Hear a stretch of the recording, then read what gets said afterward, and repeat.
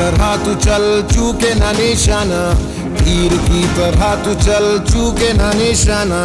लक्ष्य तेरा सामने है जीत के है आना, लक्ष्य तेरा सामने है जीत के है आना। तीर की तरह तू चल चूके ना निशाना, तीर की तरह तू चल चूके ना निशाना। लक्ष्य तेरा सामने है जीत के है आना।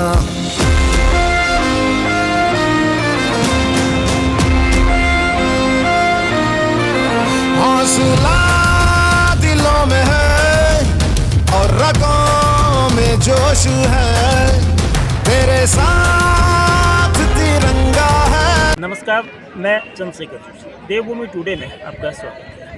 आज 26 जुलाई है, कारगिल की विजय महादिवस की सभी को बधाई।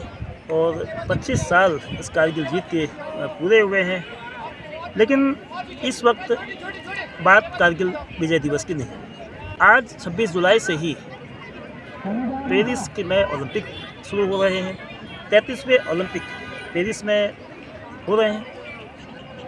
भारत ने जब सबसे पहले ओलंपिक में पदार्पण किया वर्ष 1900 में, तो वह वेन्यू भी, वह मेज़बानी करने का उस समय भी सौभाग्य पेरिस को था।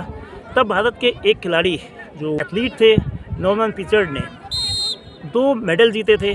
फ्रांस की राजधानी पेरिस में तीसरी बार ग्रीष्मकालीन ओलंपिक हो रहा है और भारत का 117 सदस्यीय दल उस शहर में गया है। ओलंपिक का उसूल है, ओलंपिक का जो सूत्र वाक्य है, सबसे तेज़, सबसे ऊंचा और सबसे मजबूत रखने की है। भारत खेलों में निरंतर तरक्की कर रहा है। पिछले ओलंपिक जो 2020 के टोक्यो में हुए थे, भारत ने 7 मेडल जीते थे। नीरज चोपड़ा को दूसरी बार भारत में एक इंडिविजुअल इवेंट में मेडल मिला था, जेवलिन थ्रो में। इस बार नीरज चोपड़ा फिर भारत के लिए गोल्ड लाने के प्रयास करेंगे। ओलंपिक में भारत लगातार बेहतर कर रहा है और खेल की दुनिया में बड़ी शक्ति बनने की ओर उन्मुख है। ज़रूरी है कि खेलों में भारत का प्रदर्शन बढ़िया रहे। उसके लिए हर प्रदेश को खेल प्रतिभाओं को, खेल सुविधाओं को बढ़ाना होगा। उत्तराखंड में जो खेलों के हालात हैं उस पर बात करने से पहले 38वें राष्ट्रीय खेल जो 38 नेशनल गेम है वो उत्तराखंड में होने हैं, लेकिन वो कब होंगे? क्या 2024 में हो पाएंगे? उत्तराखंड के खेल सुविधाओं का क्या स्तर है? खेल के आधारभूत सुविधाएं क्या हैं? खिलाड़ियों को प्रशिक्षण देने की क्या स्थिति है? इसकी बानगी हम चंपावत ज़िले में देखते हैं। चंपावत ज़िला जो मैदान और पहाड़ से मिलकर बना है, राज्य बनने के बाद एक भी स्टेडियम नहीं बन पाया है। एकमात्र स्टेडियम जो उत्तराखंड बनने से पहले उत्तर प्रदेश का था वो टनकपुर में मिनी स्टेडियम था, लेकिन उसकी भी अपनी सीमाएं हैं। लोहाघाट का स्टेडियम अभी निर्माणाधीन है। उम्मीद की जा रही है कि वो इस साल हैंडओवर हो जाएगा। इसमें खेल शुरू हो जाते हैं, वो पूरा हो जाता है तो उससे कम एक पहाड़ी क्षेत्र में जो चंपावत ज़िले का बड़ा हिस्सा पर्वतीय है, उसमें खेल प्रतिभाओं को मौका मिलेगा। खेल सुविधाओं को बढ़ाने के लिए, खेलों को सिखाने के लिए कोचेज़ की ज़रूरत होती है। तो शिक्षकों का जहाँ तक मामला है, प्रशिक्षकों की जहाँ तक स्थिति है, वो भी इस ज़िले में कम से कम कमतर है। केवल 4 कोचेज़ विभागीय हैं। जो सबसे लोकप्रिय खेल क्रिकेट है या जो देश का नेशनल गेम हॉकी है, उसमें कोई कोच नहीं है। क्या स्थिति है? खेलों की दशा क्या है? खेलों को किस तरह से सुविधाएं बढ़नी चाहिए, उसके लिए विभाग क्या कर रहा है? इस वक्त जून से खेल विभाग के जिला क्रीड़ा अधिकारी का भी इस समय पद भरा नहीं गया है और वो जिम्मेदारी चंपावत के उप जिला क्रीड़ा अधिकारी और वॉलीबॉल के कोच चंदन सिंह बिस्वास है। उनसे बात करते हैं कि क्या स्थिति है। बिस्वास साहब, आपका बहुत शुक्रिया, बहुत आपको धन्यवाद आपके समय दिया। आज जो मुख्यमंत्री विद्यमान खेल योजना के तहत खेलों का इस समय खेल प्रतियोगिता चल रही है, तो ये बच्चे जो खेल रहे हैं इनको आगे बढ़ाने के लिए सरकार की ओर से स्कॉलरशिप की योजना है, इससे प्रोत्साहन तो मिल रहा है। लेकिन जो इंफ्रास्ट्रक्चर है, खेलों के जो मैदान हैं, खेलों के जो कोचिंग क्या है, उसमें कैसे सुधार किए जा रहे हैं, वर्तमान की स्थिति क्या है, कितने खेल के कोच प्रशिक्षक हैं?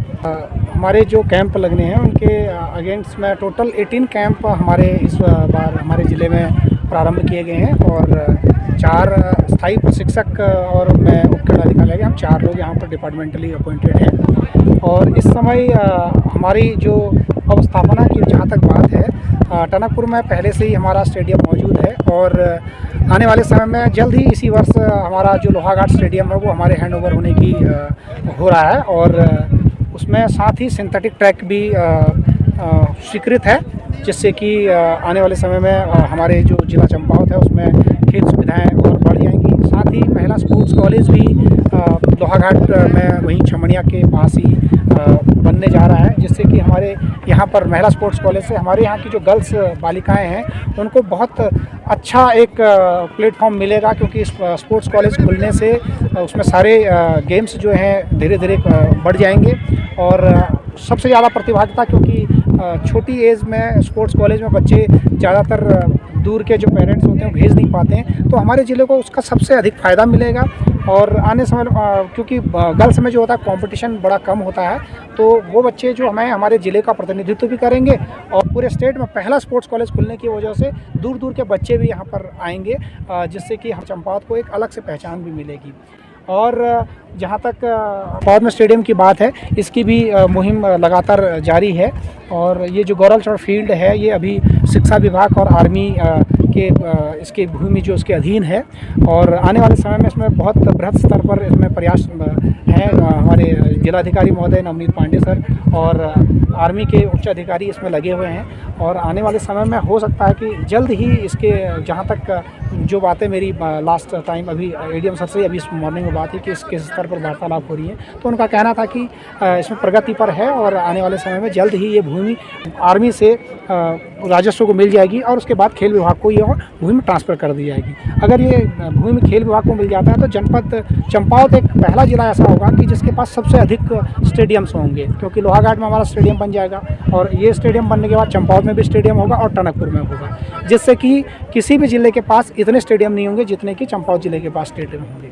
और हमारे जहाँ तक खेल प्रतिभागों की का जो उत्तराखंड का इस बार ओलंपिक से संबंधित है, क्योंकि ओलंपिक की बात आप कर रहे थे, तो ओलंपिक में भी हमारे 2 प्रतिभागी हमारे उत्तराखंड से इस बार वॉक रेस में प्रतिभाग कर रहे हैं। होप सो उनका मेडल पड़े और उनके लिए शुभकामनाएं रहेंगी, और आने वाले समय में हमारे खेलों के लिए उज्जवल भविष्य है। और नेशनल गेम्स की जहाँ तक बात है, हमारे उच्च स्तर पर बहुत अत्यधिक प्रयास उसमें किए जा रहे हैं, और इसी वर्ष नेशनल गेम्स कराने का एक बीड़ा उठाया है हमारे मंत्री मैडम रेखा आर्या मैम से लेकर हमारे सचिव अमित सिन्हा सर और हमारे डायरेक्टर जितेंद्र कुमार सोनकर सर, सभी ने एक बेड़ा उठाया और इस बेड़े को हमारी जो पूरी फौज है उसको पूरा करने में अपना पूर्ण सहयोग प्रदान करने के लिए तत्पर है।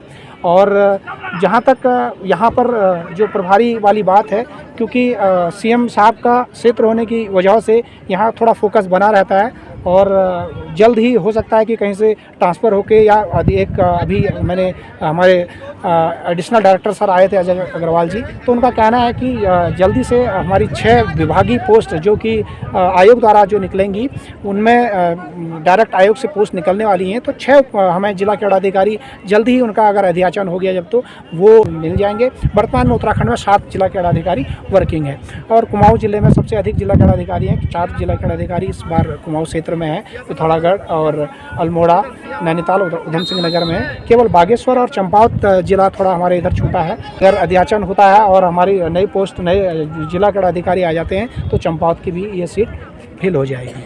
खेलो इंडिया सेंटर जो तमाम जिलों में खुले हैं, चंपावत जिले में भी 2 सेंटर हैं, तो उनकी क्या स्थिति है, मतलब किन किन स्पोर्ट्स इवेंट को कोच करा रहे हैं, तो आगे उस पर किस तरह से प्लान होगा? भारत सरकार द्वारा एक जो हमारी साई है स्पोर्ट्स अथॉरिटी ऑफ इंडिया, उसके द्वारा KIC स्मॉल खेलो इंडिया सेंटर खोले गए हैं, और हमारे ज़िले में 2 खेलो इंडिया सेंटर इस समय वर्तमान में प्रगति पर हैं और जो कि चल रहे हैं, रनिंग कर रहे हैं। लोहाघाट में हमारा एथलेटिक्स का खेलो इंडिया सेंटर चल रहा है, जिसमें कि 30 बच्चे जो हैं बालक और बालिका वहाँ पर प्रशिक्षण प्राप्त कर रहे हैं, और मोहन सिंह राणा वहाँ पर हमारे कोच हैं जो कि बहुत ही प्रतिभावान और अच्छी तरह से उनकी कोचिंग कर रहे हैं, और वो बच्चे तमाम अन्य हमारे जो एथलेटिक्स के जितने भी इवेंट हैं उनमें प्रतिभाग करते हैं जगह जगह पर। साथ ही इसी बीच एक इस साल हमें फुटबॉल का भी स्मॉल खेलो इंडिया सेंटर मिल गया है, वो टनकपुर में संचालित हो रहा है, और टनकपुर में क्योंकि स्थानीय स्तर पर पहले से ही हमारे फुटबॉल के कोच